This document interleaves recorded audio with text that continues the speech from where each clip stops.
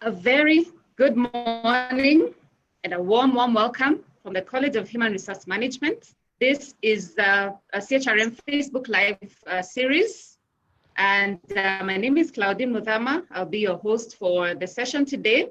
And today we'll be talking about emotional intelligence for growth and resilience. So we've been having this series on our Facebook Live every Wednesday at this time. And it's a program that we've set up to enable you, to support you, our audience, our partners, our students of the College of Human Resource Management as we navigate this new normal. We all know that COVID came and it came as a big disruption in terms of how we do business, in terms of how we operate. And so an upgrade and a switch in terms of how we think, how we do things was deemed necessary, hence this session. So today we are having a great presenter by the name of Mucha Mlingo. Mucha Mlingo is an EQ 6 seconds practitioner. Let me give her a moment to say hi before I formally introduce her. Yeah, so there you have it. That's our presenter for today, Mucha Mlingo. A bit of housekeeping. Kindly, when we are on the session, let us all remain mute while the presentation is going on. And we shall be taking questions at the end. So if you have any questions, any comments, please type them. If you're joining us on Zoom, please type them on the group chat. If you're joining us on Facebook, please type them on our Facebook page and we shall be able to handle them at the end. So our presenter today, Mucha Mlingo, is a self-professed emotional intelligence expert. And she has a deep passion around developing people in the areas of building their personal capacities and competence. She is the founder and lead change maker at PTS Africa, which is a consultancy firm dedicated to developing African people and African capacity. She believes in individuals, communities, and organizations that can leverage scientifically based skills on EQ and just enable them to be the best in the best shape and mode to deliver excellent results. So there you have it, Mucha Mlingo. Karibu sana. Tell us what is an EQ practitioner? What does your work entail? And what is the place of EQ in our lives today? Karibu. Thank you. Thank you so much for having me on today. I am extremely delighted to connect with you on this platform. And, you know, as you've said, in this new normal, I heard someone say yesterday that it's no longer new. It's now just normal. This is where we are at this time. And I keep saying, and I have been saying, that if ever emotional intelligence was a nice to have, this pandemic has shown, if you ever thought it was a nice to have, this pandemic has shown that actually emotional intelligence is a must-have skill. Intelligence, but once you start with what it entails. So an emotional intelligence practitioner comes for 6 seconds. 6 seconds is the largest global emotional intelligence network. The largest global emotional intelligence network. And 6 seconds is really dedicated to forcing people to create positive change. And we do that leveraging learnable scientific skills of emotional intelligence. I'm the founder and lead change maker at PTS Africa. PTS Africa is a boutique emotional intelligence consultancy. And what that is we work with individuals, we work with teams, we work with organizations, and we help them understand what emotional intelligence is, why it's important, and how they can utilize it in order to be able to do demand. I'm seeing a message that I'm not very clear. I switch to my earphones. Hear me clearly? Okay, thank you. Thank you very much for telling us that EQ is a must-have. I think it has always been, but this pandemic has given us an opportunity to really give it the center stage and give it the priority it deserves in terms of becoming more efficient in how we work and how we operate. And more so because we are individuals, organizations are undergoing, different stresses, and the need for more resilience is higher. And so EQ takes priority in that way. So there you have it, audience. EQ, you've heard it from Mucha. EQ is no longer a nice to have, it's a must have. And that's why in this session today, we'll be telling you or sharing with you tips on how to grow in that area of EQ. And so I'm just wondering, EQ, is it something you constantly work towards? Is it a destination or is it a journey? At which point does someone say that now I have achieved emotional intelligence level? So is it a destination or is it a journey? What's your take? I love that question. I think that's a fantastic question. And as I answer that question, I want to take you back to your intro that you did when you were sharing my bio. As a matter of fact, I am a self-professed emotional intelligence fanatic, not emotional intelligence expert, because I don't believe that you ever get to a point where you can say you are an expert. Emotional intelligence is a journey.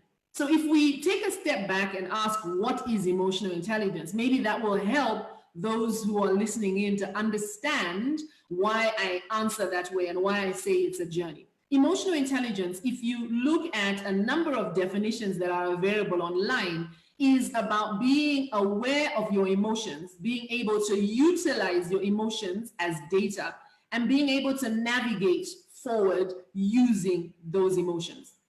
At 6 seconds, we have a very simple definition. Emotional intelligence is being smart with your feelings. Being smart with your feelings. It's understanding that we are created with both an emotional part to the brain and a rational part to the brain.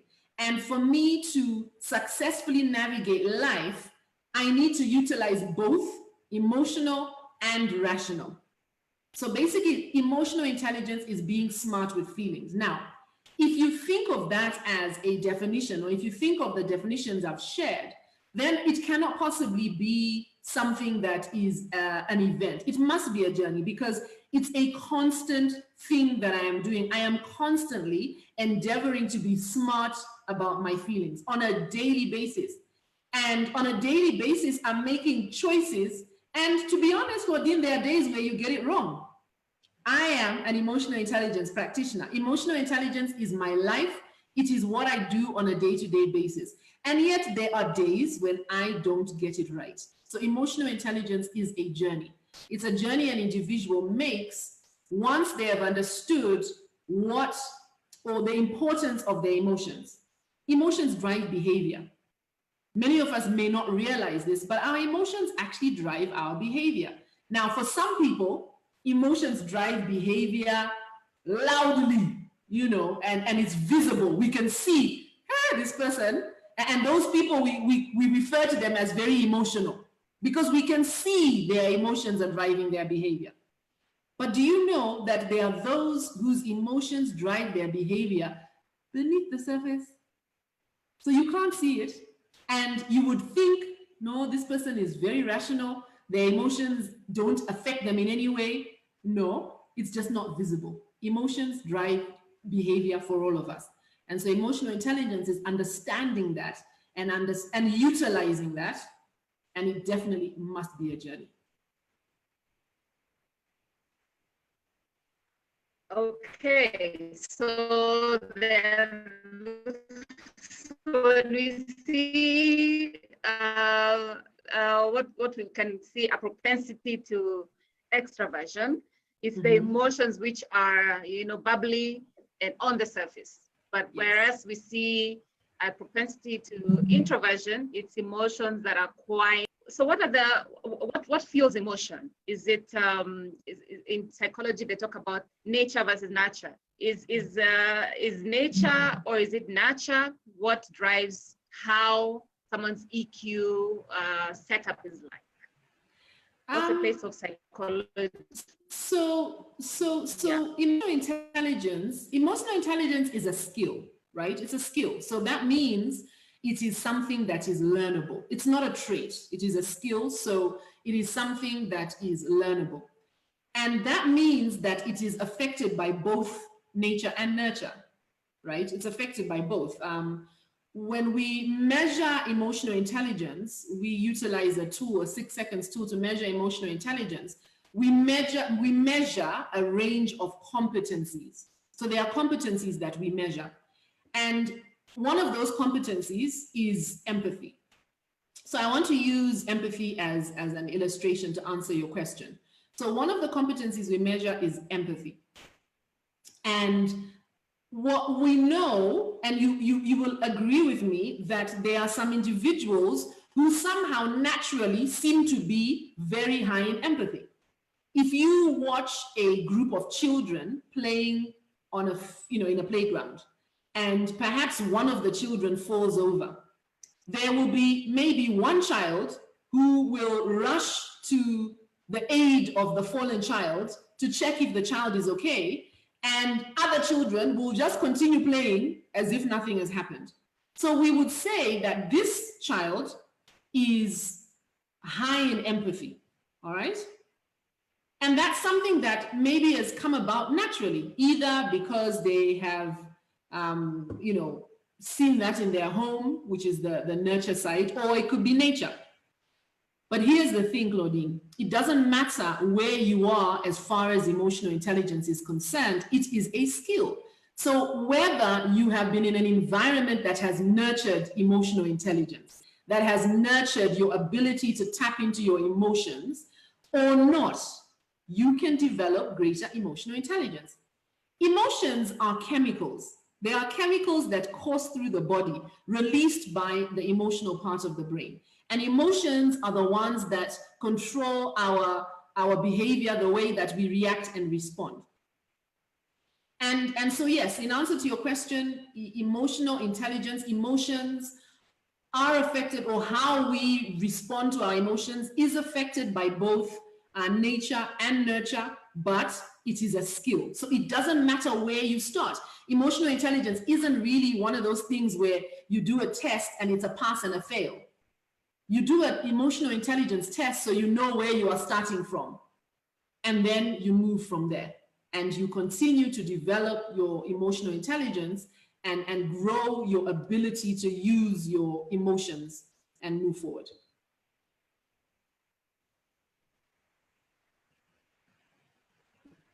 Great. So I'm encouraged, really. I'm encouraged to hear that EQ, have a strong awareness that gives you sort of the power to now manage maybe how you express the emotions and more so the outcomes. And top of it all is being solution oriented, because emotions emotions come as a result of what has happened, but then how you handle that situation is where the EQ element kicks in. And think that you can tell, like, if you're highly expressive, then it could mean that not the case. It's really an issue of how aware are you, and therefore, and follow further to that, how proactive are you in managing how you express and coming to solutions around the environment. So you become proactive and a victor versus a victim of the emotion. Is that it? Yeah. And so, in order to help people practice emotional intelligence, 6 seconds, this global network I'm part of, developed a model, which is what we use for both training and coaching. So as an emotional intelligence practitioner, we do emotional intelligence assessment, we do emotional intelligence coaching, and we do training in emotional intelligence. And to help us with that, we have a model that has 3 parts to it. And the 3 parts of the model is know yourself, which is really the self-awareness piece, becoming more aware, understanding that emotions are data. Emotions are data. You know, we have believed that there are good and bad emotions, and we celebrate the good emotions, and we want to push away or run away from the bad ones. But there's no good and bad emotions. Emotions are data. And as you've mentioned, Claudine, it's about being proactive about this information that you have received. So emotions are data. So the first part of developing emotional intelligence is the first part of the model is self-awareness. Being aware of how you feel and how your feelings are driving your behavior. And if you think about it, if feelings drive behavior and you are not aware of how you feel, it's as though you have someone in your driver's seat and you have no idea who that person is. Emotions are data. So you must develop self-awareness to understand what those emotions are telling you. I like to say, if you are not self-aware, it's like having someone in the driver's seat of your car and you have no idea who that is. So you must become self-aware. That's the first part. The second part of the model is what we call choose yourself. And choose yourself is about being intentional. It's about doing what you mean to do. Choose yourself is the self-management part. So just because I feel a certain way, it doesn't actually mean that I must act that way. I must use both emotion and rational thought to make decisions. And then the third part of the model is what we call give yourself. And give yourself is about being purposeful. It's about being clear about what your why is. Because when I'm clear about my why, it makes it easier for me to be intentional about my actions. So know yourself, develop greater self-awareness, be more aware, choose yourself, develop greater self-management, be more intentional, and give yourself, develop a clearer self-direction and purpose. And when we do this, we are practicing EQ. Know yourself, choose yourself, give yourself. Be more aware, be more intentional, be more purposeful. And that's why, going back to your earlier question, it is a journey, because it's something I'm constantly doing. Being more aware, being more intentional, being more purposeful. Great. So there you have it, audience. Know yourself, choose yourself, give yourself. I like that. Know yourself, choose yourself, give yourself. Know, choose, give. Yes. That's excellent. All right. And so now coming to your work with organizations or individuals, yeah? What are some of the needs or trends or patterns you have seen around this topic of EQ? And more so linking it to organizational culture. We have organizational cultures which are empowering, you know, people are committed, they're switched on, they're connected to their mission and vision and values. And there are others where, you know, it's just not happening, there's dysfunction and even toxicity. So what are the patterns you've seen around EQ in organizations? That's a great question. And actually, just yesterday, 6 Seconds launched some new research that is linked to a report that we publish that looks at the vitality of organizations. So research done that we did some years ago identified the drivers of performance in organizations. And what we know is that really, if emotions drive behavior, then it is imperative that organizations focus on the well-being of their people. And you know, you talk about organizations where people are engaged, they are plugged in, they are, you know, they are moving forward with the organization, they buy into the vision and the mission. The reality is that organizations must care about their staff, must care about the well-being of their staff. And one of the trends that we have seen, and it is backed up by research, is that employee well-being is really at the heart of employee engagement. And employee engagement drives performance. organizations that have higher levels of employee engagement see bottom line results. This is based on research. You know, organizations where employees are engaged, as you said, they are committed to the vision, they are, you know, willing to give of their discretionary effort. That is where organizations thrive. And this is even more important in this time as we make the pivot. If you look at what's going on in Kenya right now, and I think across Africa and the globe, as we try and now move forward, you know, here in Kenya, a lot of the restrictions have been eased. And so the idea is now, okay, let's move into recovery. In order to move into recovery, organizations are going to need their people, and they need their people to be fully engaged. Emotions drive people, as we've said, and people are the ones that will drive that performance. People are the ones who will get organizations going forward. When employees feel great and have the support that they need, they're better able to engage, they are more productive, they thrive. And this is both on and off the job. When organizations take care of their people, companies create a workforce with the physical energy, the mental focus, and the emotional drive necessary to power the business. What is at the heart of all of this? Emotional intelligence is at the heart of all of this.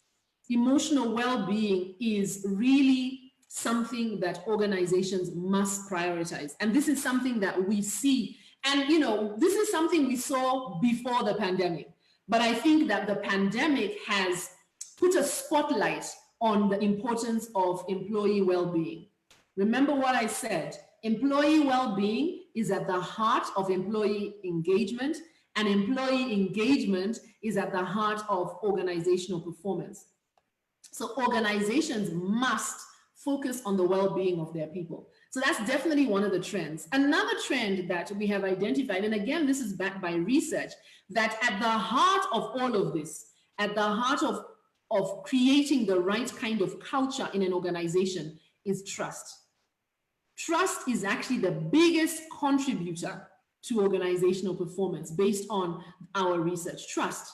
And so organizations, as they pivot forward and, you know, pivot forward in resilience with the idea that now let's move on, let's move forward, let's see how we will respond to this COVID pandemic. You know, we're moving out of the kind of protective nature we were in into going forward. Trust is at the heart of that. So that is trust in the leader in the sense that our leader does what they say they will do. Our leader has our back as employees. Our leader is concerned about us as individuals. And then trust in the organization. So that speaks to the idea of the vision and the mission of the organization, and an understanding or an understanding that I am contributing to that. So I think those are two really important trends that we're seeing in the work we're doing with organizations. And this, like I said, is pre-COVID and within COVID. So number one, this idea that employee well-being must be at the heart of your plans for recovery, because employee well-being will drive employee engagement, which will ultimately drive the performance of the organization. And then the second thing is organizations must focus on building trust. Building trust, people must trust you as a leader. They must trust the organization as a whole. And a lot of organizations have, through the pandemic, actually destroyed some of the trust they had built in the way that they have handled the pandemic, in the way they've handled the decisions made about employees, about, you know, working from home, about shutting down, about sending people home. And so there's work to be done in rebuilding that trust. And if that trust is missing, that is really, really going to impact the recovery that organizations will have.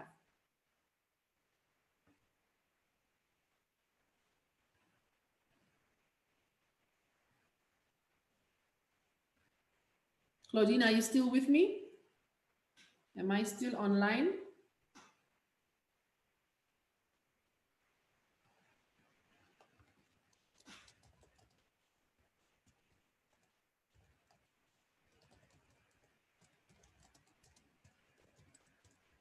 We can hear you.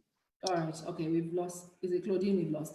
So speaking to this idea of some of the trends, another trend, perhaps I can share another trend that is really important is that it's in times of crisis that leadership becomes even more important. And so leaders are going to have to dig deep to ensure that they are a leader worth following. And really at the core of each of these things I've talked about, employee well-being, building of trust, and ensuring you're a leader worth following, at the core of each of these is emotional intelligence. Emotional intelligence ties into all of this. And so that is the work we are doing, working with organizations to help them, grow trust within the organization, working with leaders in order to help them to lead during these times of crisis, and working with organizations to help them increase employee engagement. So I think that's what I'd share with regards to the trends that we are seeing.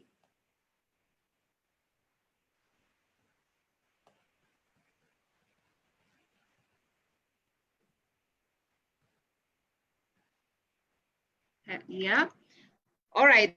So it seems like employee experience is critical as we now settling into this new normal. And so you've talked about caring for the employee well-being, mostly because there's a lot of disruption that has happened. It hasn't settled us in one way or another. Yeah. So number one, how can leaders, first of all, set up strategies for self-care in order for them now to reach out and craft strategies and make provisions for the organization's well-being? What are some of the strategies around self-care or around developing EQ across the organizations for all cadres? Yeah. Thank you very much for that question. I think that you've said the key word there, self-care. The reality is, as a leader, it's going to take both head and heart to navigate this season we are in. As a matter of fact, we had an event last week, our Emotional Intelligence Conference, which is an annual event that we have. And one of the things that came up as part of the deliberations is the idea that we are now going to see a second wave, and the second wave isn't going to be infections. The second wave isn't going to be physical. The second wave is going to be emotional and mental. So it's going to be an emotional and mental wave. And for leaders to be able to navigate or to lead during this season or this next stage where we are now dealing with the fallout of the pandemic, the emotional fallout, the mental fallout, it is imperative that leaders take time to look after themselves, because you cannot give what you do not have. So you really said the right word here, self-care. Leaders must ensure that they are looking after themselves so that they can look after their teams during this time. So what are some of the things that leaders can do? I'd like to share 3 tips. So the first tip is to be able to successfully lead in this next stage. Leaders are going to have to develop greater self-awareness. This is extremely important. As a matter of fact, I believe that right now, self-awareness is an essential superpower. It's an essential superpower. Leaders will have to develop greater self-awareness. Self-awareness is about being able to truly understand what it is you are feeling. Emotions are data, as I mentioned earlier, and the idea of emotions is that they are supposed to give insight. And so leaders are going to have to learn how to really get better at introspection. Because if you operate from a point of autopilot, if you as a leader are operating from a point of autopilot, it's going to be very difficult for you to support your team. So leaders must develop greater self-awareness. Get into the habit of stopping to understand how you're feeling and how your feelings are actually impacting your behavior? What am I feeling? Should be the question leaders are regularly asking themselves. And this could be something that is a bit weird, right? Something that could be a bit different.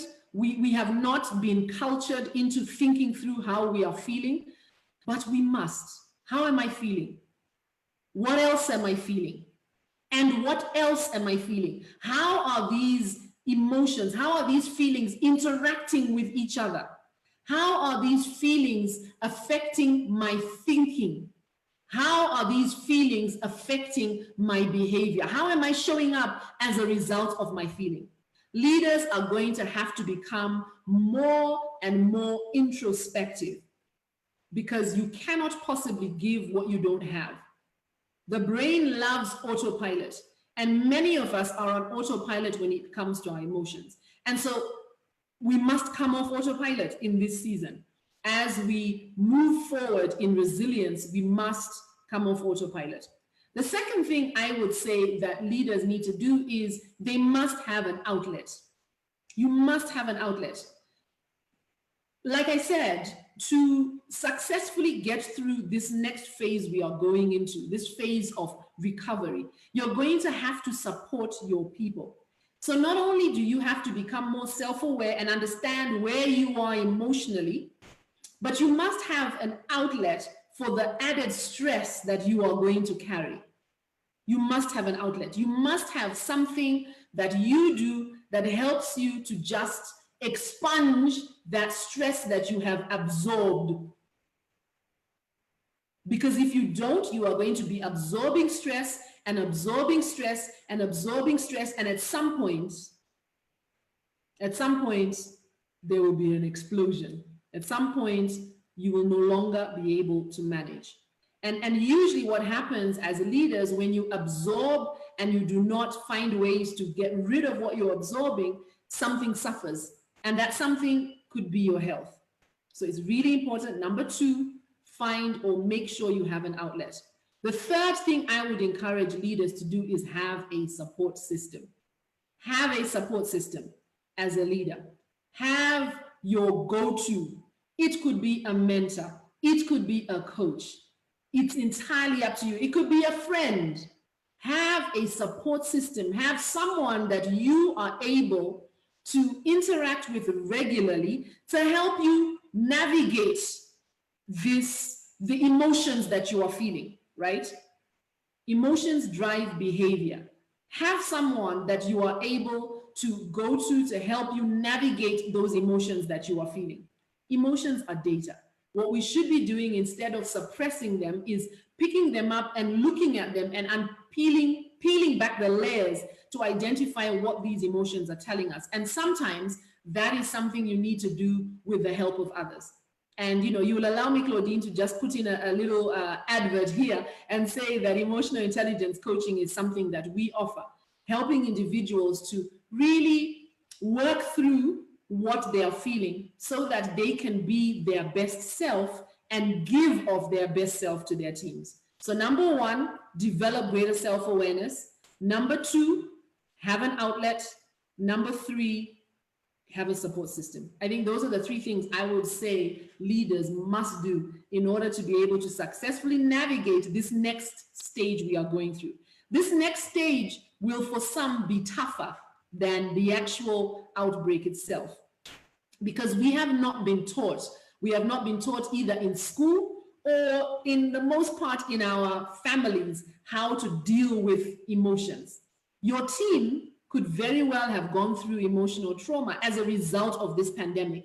And so now people are back at work, supposed to get back and get on with it. You're going to have to support them if they're going to be able to do that.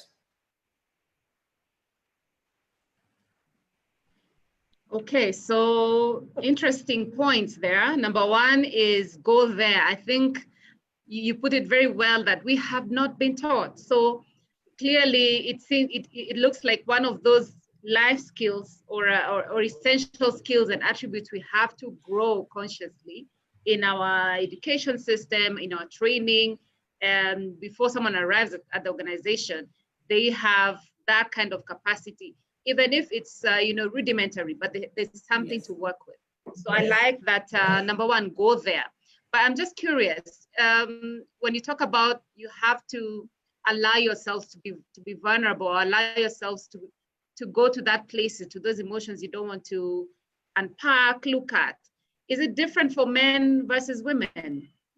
Is a stereotype true in your experience that it's more challenging for men to go to that place of becoming aware of emotions and just sitting, taking it in, versus women? How does gender affect EQ? So what you've asked is actually two different, has two elements to it. So let me start with the easier answer. And the easier answer is this.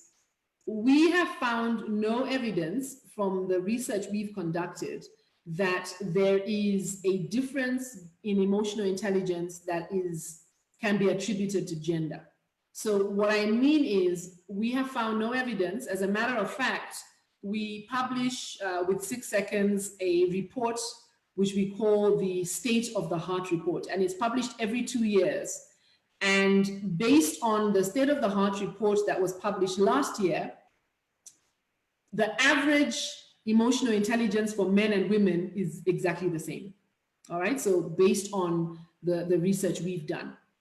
What we do know, however, is whereas we can't say that women are more emotionally intelligent than men, or men are more emotionally intelligent than women, remember earlier I talked about the idea that when we measure emotional intelligence, at 6 seconds, we measure what we call emotional intelligence competencies, all right? So we measure emotional intelligence competencies. And we have 8 competencies that we measure, all right? So the EQ assessment that we conduct measures emotional intelligence across 8 different competencies.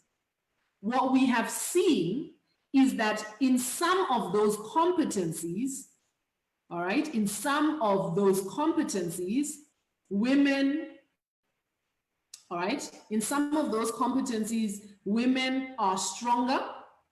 In some of those competencies, men are stronger.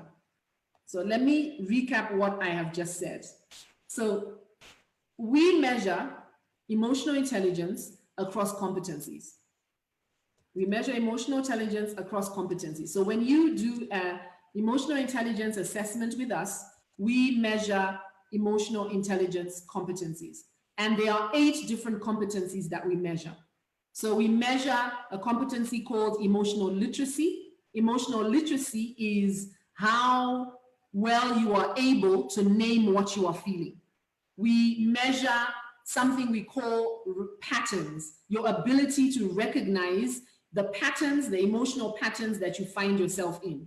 We measure something called consequential thinking. Consequential thinking is your ability to weigh up the pros and cons and as you're making decisions. We measure something called navigate emotions. So your ability to navigate the emotions you're feeling. So it's one thing to feel something. How well do you move out of or through that emotion? We measure intrinsic motivation. Intrinsic motivation is that internal driver that pushes you to achieve the things you want to achieve. We measure optimism, right? So that is your outlook on the challenges that you're facing in life. We measure empathy, which is what I talked about earlier. And we measure your ability or what we call pursue noble goals, which is about your purpose and your ability to align your purpose to your day-to-day life. So we have 8 competencies that we measure. And when we put together an individual score over those 8 competencies, we're then able to say what their emotional intelligence is. Now, what we know is, as an overall score of emotional intelligence, as I mentioned, we have no evidence that one gender is more emotionally intelligent than the other. However, in specific competencies, we see that there are some genders that have, an edge over others. So an easy example is empathy. All right, so we see that women have a tendency to be more empathetic than men. But in other competencies, men are stronger. And so what happens is it evens itself out. So, but now to the second part of your question, because you talked about the emotional intelligence. The second part of your question is speaking to the ability to go there, to be introspective and think through what it is you're feeling. I think that we are individuals who are shaped by our culture. We are shaped by our upbringing. And so with men who have been taught that to show emotion is weakness, they are more likely to want to ignore, suppress any emotion that makes them feel uncomfortable. And that is because that is what society has taught. Society has taught women, society has taught girls that it's okay to cry if you feel like crying, but has taught men that it is inappropriate to do so.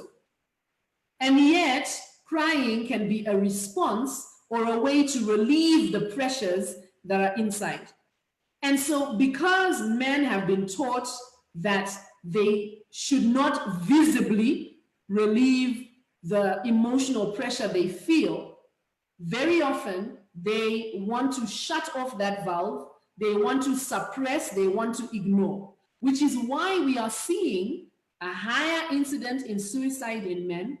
We are seeing increasing levels of depression in men, and we are seeing increasing levels of general mental health challenges in men.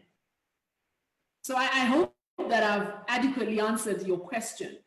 This really goes back to the point you made earlier, or the question you asked earlier about whether, emotional intelligence is something, you asked the question about nature and nurture. And my response was that our environment, our upbringing does actually contribute. However, emotional intelligence is a skill. So that means that for that individual where they have defaulted to shutting off and suppressing and ignoring, and that could be an individual, both male or female, right? To that individual, they can learn how to go there, how to go deeper.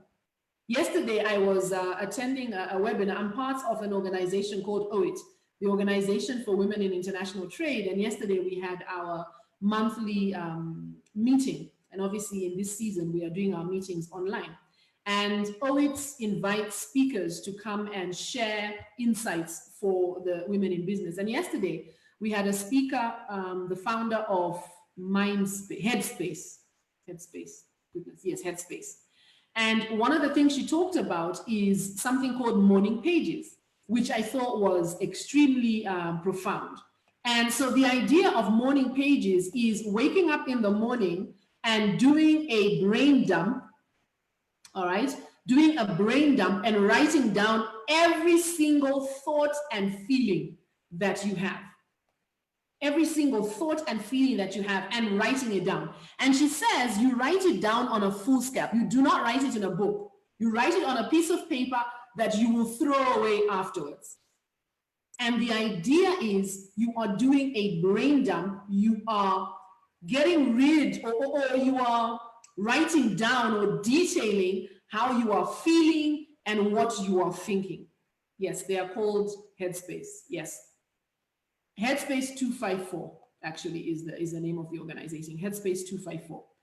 And this is the idea. So for the individual where going there is hard, anything worth having is worth working for. So that could be a way to start writing down your thoughts and your feelings, and writing them down not with the purpose of sharing, not with the purpose of keeping, writing them down and getting rid of it, writing them down and I mean, she talked about burning the piece of paper or trashing the piece of paper. You're not going back to read it. But what that does is it allows you a process of taking what is in your head, what is in your heart, putting it on paper. And that can be a start for someone who struggles with going there. To be honest, in order to successfully navigate life, we're going to have to make better friends with ourselves. We're going to have to get closer to ourselves. We're going to have to be intentional about getting to know ourselves better. And that's really at the heart of developing greater self-awareness. It's understanding that my emotions are data. My emotions are an ally. My emotions are not an enemy. They are an ally that is giving me important insight, and I can use this insight to navigate life. I hope I've answered that adequately. Yes, yes, yes, yes. I think as we go on, it gets more encouraging for me. I don't know about you audience who are joining us, but it gets more encouraging for me because I'm hearing that you can learn how to be emotionally intelligent and purposeful. And there are tools, there are tricks like the brain dump. So by doing a brain dump, you're emptying and sort of getting some kind of relief or catharsis around the emotions you're feeling. So I think it's an awesome way. It's an awesome way to start the day in terms of, you know, having the high tone or having the right tone with the right foot forward to go to the workplace. So excellent. And maybe I can add in addition to that. So obviously I was sharing, this is something I heard yesterday, and she talked about the morning pages, right? And shared how this is a great, and you said the word right, this idea of catharsis, right? The other thing that we recommend, the other thing that I talk to clients about a lot is the idea of journaling. All right, the idea of journaling. So journaling is different to the morning pages because the morning pages is where you are intentionally just writing down everything without judgment, without thought. You are just really writing it down, and you're writing it down so that you can just express it. Journaling is where you now keep a journal and you're journaling about your emotions. And the idea of journaling is giving you a place to write down how you feel. So again, you get that catharsis of writing down how you feel.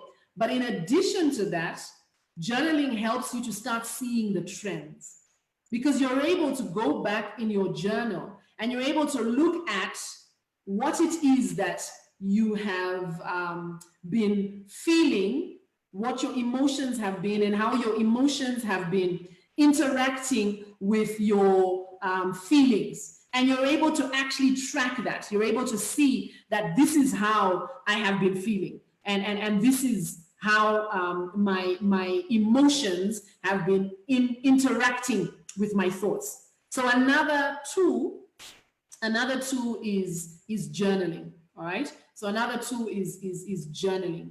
And journaling is different to the morning pages because journaling is where you keep a record, all right? So you keep a record and you go back to it and you look at it, and the idea of journaling is so that you can learn. The idea of journaling is so that you can learn and you can see what are some of the patterns. I talked earlier about the idea that the brain likes autopilot. The brain likes working in the same patterns that we have always worked in. So when we journal, we're wanting to get a better understanding of ourselves. So I want to make sure that I credit properly. It's not nice to talk about something someone shared with you and you don't credit it.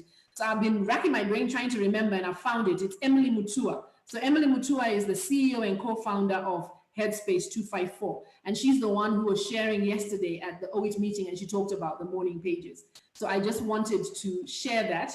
It's important that when you share something that is from someone else, that you give them the credit for what they have shared. So those are two ways that you can start on the journey to developing self-awareness.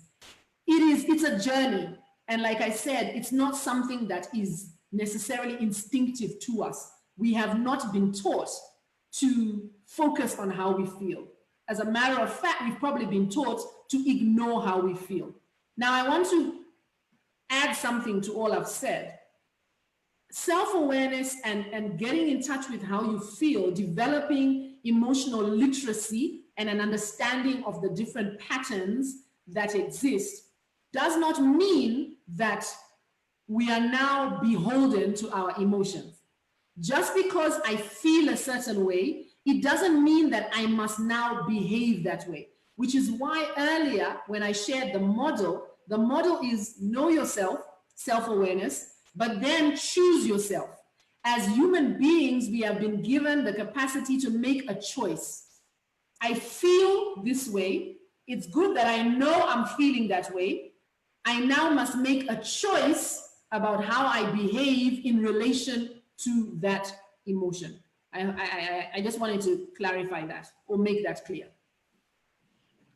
Okay, no, great. So there you have it. You can always choose yourself and you can always give yourself. So one more last question as we come to a wind. What is the correlation between EQ and growth versus stagnation? In what ways do the two influence each other? I think that if you go back to what emotional intelligence is, and this idea that emotional intelligence is about being smart with our feelings. Growth is, when you think about growth is often about stepping out of where we are comfortable, right? Growth is often about stepping out of where we are comfortable. And to be able to step out of where we are comfortable, to step out of our comfort zone, to move forward so that we can grow, we need to be able to use our emotions as fuel forward, as opposed to allowing our emotions to keep us captive where we are. So we must then be able to firstly reflect on how we are feeling. And this is why I say emotional intelligence is really this is why I say that self-awareness is for me a superpower. When we are self-aware and can be honest about how we are feeling in seasons where we are looking to grow, we can use that insight. So let me give you an example of what I mean. Stepping outside of my comfort zone may cause me to feel a little uncertain, to feel some elements of fear. When I'm able to identify those emotions no longer hold me captive. Those emotions no longer hold me captive. When I am unaware of my emotions are more likely to hold me captive. But when I become aware, my emotions actually can be fuel. Research shows that the emotion of uncertainty actually can act as fuel to propel me forward. But I must be able to acknowledge it. So now that I know myself and I realize that as we are moving forward into this next stage of life, this new normal of ours, and there is growth that is required for me to be successful. Once I've understood how I feel when I think about the steps I need to take, I now can choose myself. Choosing yourself is about being intentional. Choosing yourself is about doing what you mean to do and not necessarily what you feel like doing. Choosing yourself is about being intentional. And so if I know that there are these emotions I'm feeling that could potentially hold me back from growing, hold me back from moving forward, hold me back from moving forward with resilience, which is what one of the things that we're talking about today, then I can be intentional about putting in place steps that will help me to do so anyway. Remember what I said, just because I feel a certain way doesn't mean that I must act that way. My feelings are insight. So now that I know I'm feeling uncertain, now that I know I'm feeling afraid, what insight can I gain from that emotion? I can dig a little deeper and understand the why. And when I understand the why, I'm then able to move forward. But when we ignore how we feel still affects us. And what happens is it holds us captive to where we are, to our comfort zone. And we all know that there's no growth in our comfort zone. Growth is when we step out of our comfort zone. So the key here is using your emotions to propel you forward, as opposed to allowing your emotions to hold you captive. And that requires emotional intelligence. It requires being able to know yourself, being able to choose yourself, and being able to give yourself. And give yourself is really the engine of emotional intelligence. Give yourself is the why. So if I am looking at growth, give yourself gives me the reason why I should push through the discomfort. When I know my why, when I can clearly see this butterfly, right? That gives me the energy to push through the stages that are required to become a butterfly. And so emotional intelligence, being more aware, being more intentional, being more purposeful, gives us the energy we need to be able to navigate change successfully and to grow, and to be able to bounce forward with resilience, to pick ourselves up and move forward into this new season of growth.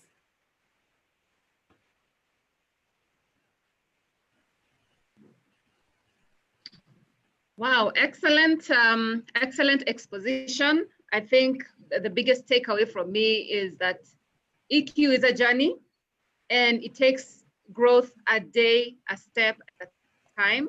And maybe a word of encouragement is that, and you rightly put it, that even you as EQ fanatic, sometimes you do have incidences where you feel the EQ was not very on top notch. And so it's about taking it a day at a time, step by step. If you have a challenge, just pick yourself up and go on. We had one question from the audience. Someone wanted to know, what books do you recommend in this, in regards to EQ? What books can someone read, or what resources are there for someone to use? Okay, so there are a number of emotional intelligence books that you can read. Obviously, there's the one by Daniel Goleman, which is, I think, the one that really brought emotional intelligence to the fore. And Daniel Goleman wrote a book, why it's called Emotional Intelligence, Why It Can Be More Important Than IQ. But that is obviously something that's quite a it's a very research type based book, and that's a good one to read. And Daniel Goleman has written quite a few other books. One that I like is one called The EQ Difference. All right, it's called The EQ Difference, and it's by Adele. The EQ Difference. It's by a lady called Adele Lin. That's it, Adele Lin. All right, it's called The EQ Difference by Adele Lin. That's a really good one. Another one is called, there's one that's called Go Suck a Lemon, which sounds like a really strange title. It's called Go Suck a Lemon, and this is by Michael Cornwell.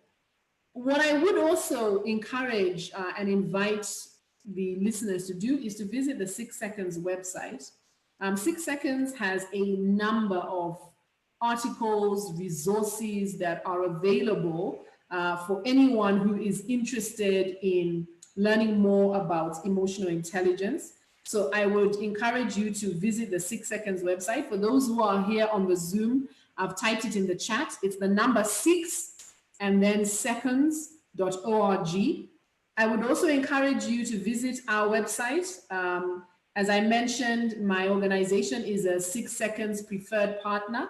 So we work with 6 Seconds to provide support to individuals who are interested in developing emotional intelligence. So you can visit those two websites, but the 6 Seconds website has a lot of articles. You can sign up to different newsletters that will give you insight on developing emotional intelligence.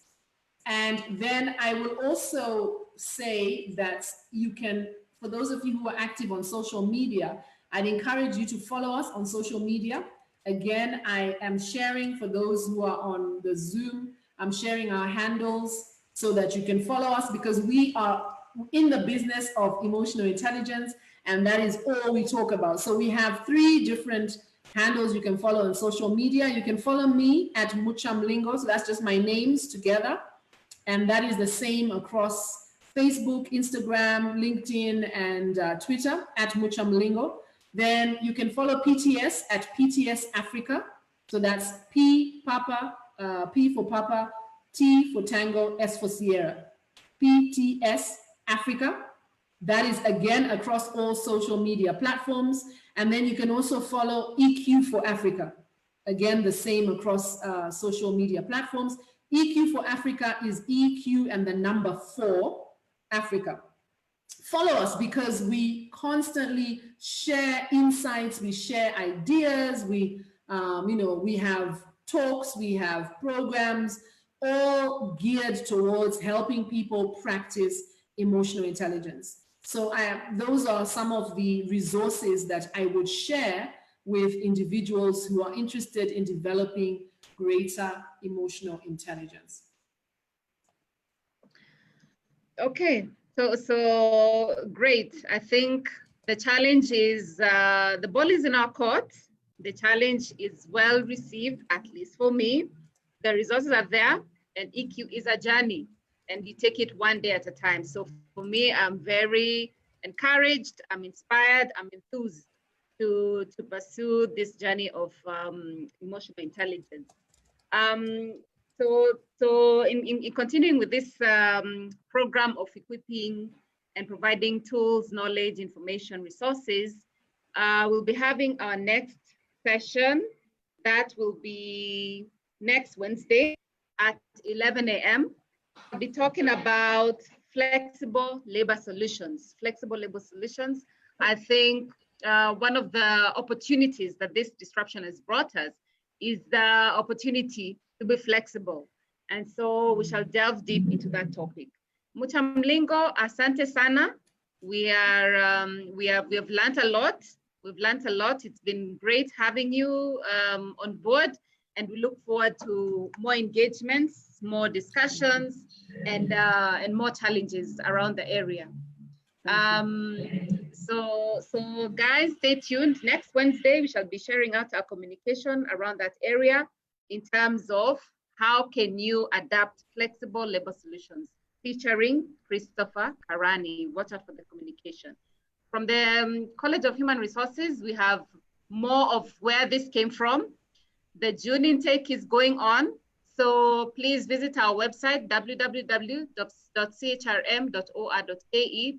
The June intake is going on. Register for your CHRP course, register for your high diploma course, register for executive programs. And should you want to engage further in the area of EQ, we can provide it for you in partnership with the Muchamlingo.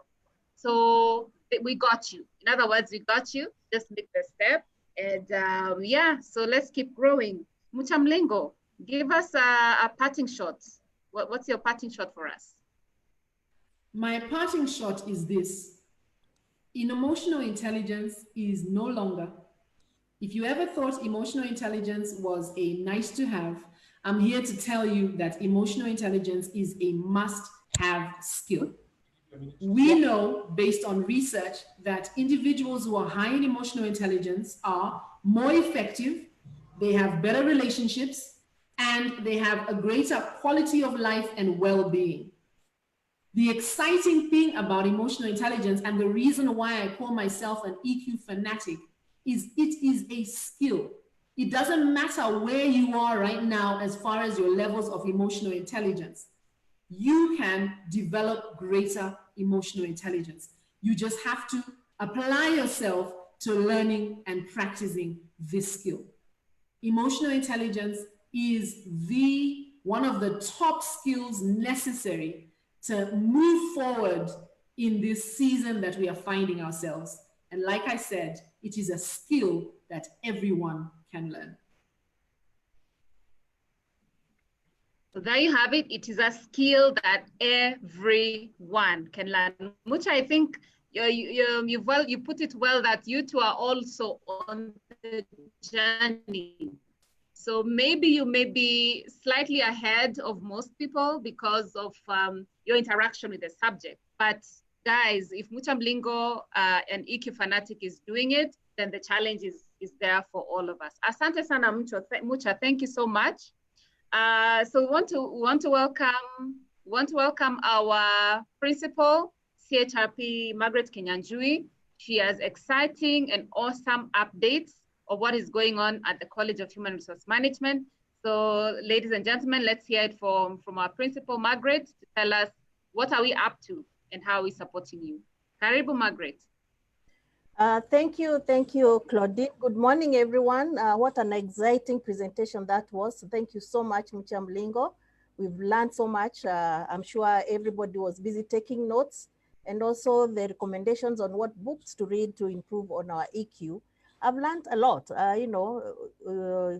EQ being a journey, I thought it's something you just learn and you're good to go. And once we understand our emotions, which of course drive our behavior, then we are good to go. Then we need to be more aware, intentional, and purposeful. And I like the bit you said that this time, especially in the current era that we are in, we need to be more closer to ourselves. That was really powerful. We need to understand ourselves because you can't give what you don't have. Thank you so much, Mucha, and we hope to have you one more time in one of our sessions as we get to pass on these learnings to our audience. Asante. Just quickly from the college, I'm sure many of you have listened to the Ministry of Education, and as a college, we're excited because September will be reopening.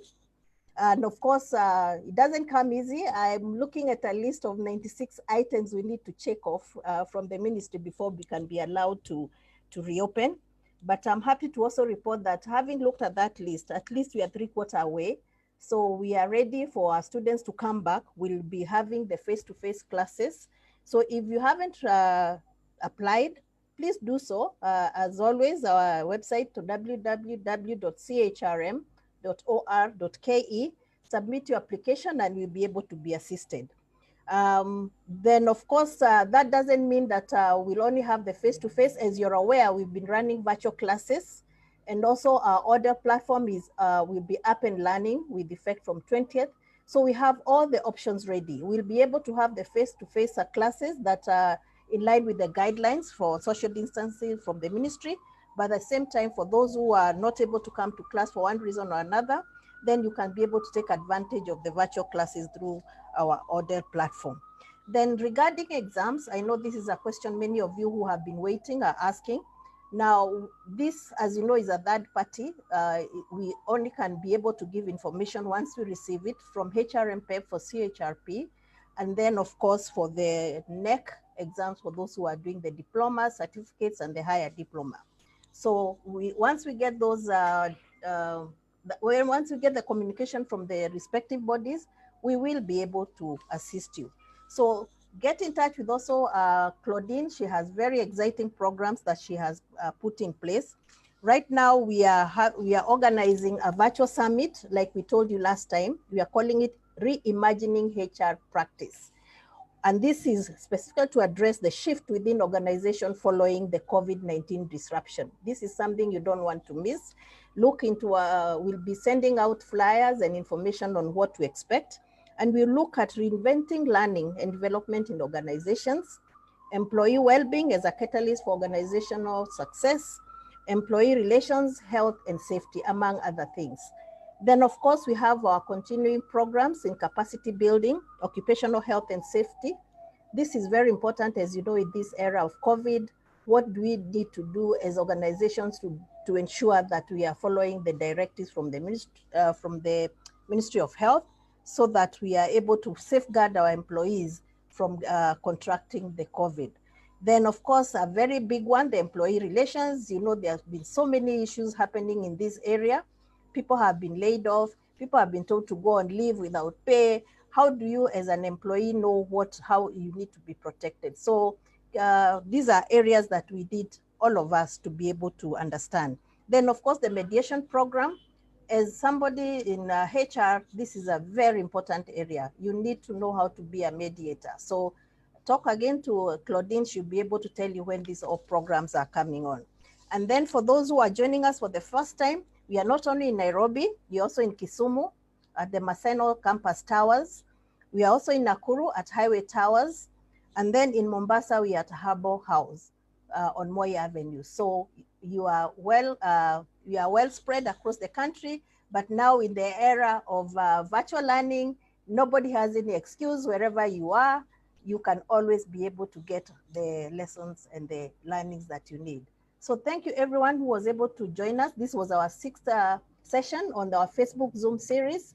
We look forward to more. As Claudine has told you, she has some lined up for next week. So we hope to see you then.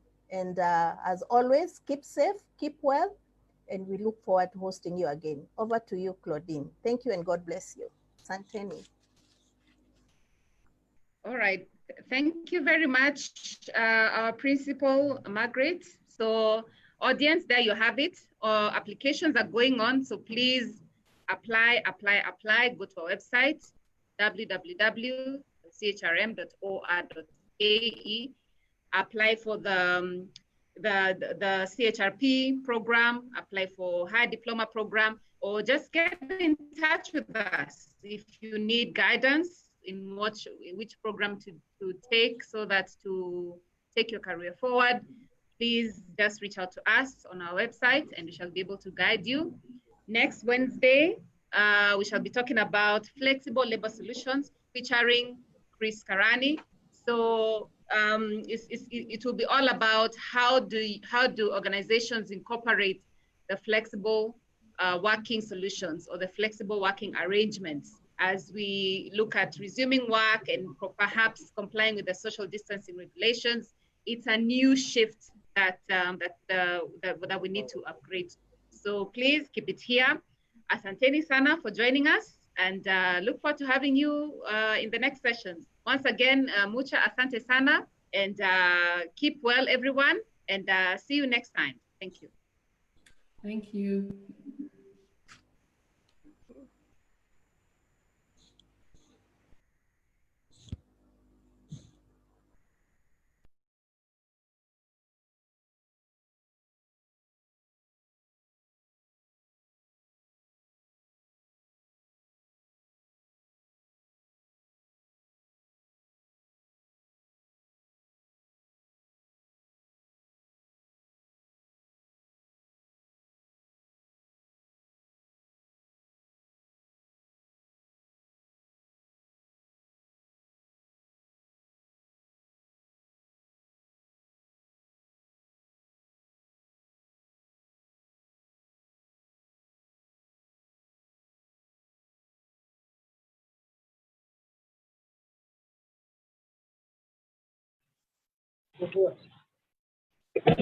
Thank you.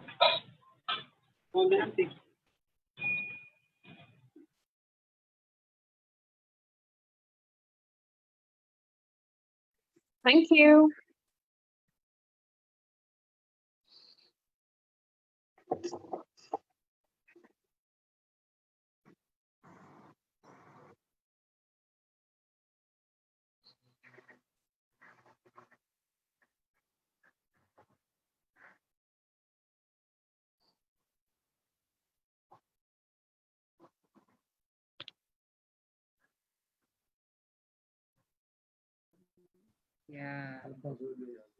Yeah.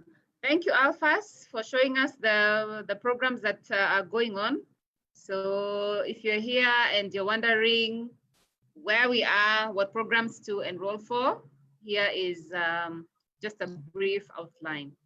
We have the Open Distance and E-Learning program. So as our principal said, there is no excuse to not stop learning. The digital solution is here with us and it's available for you.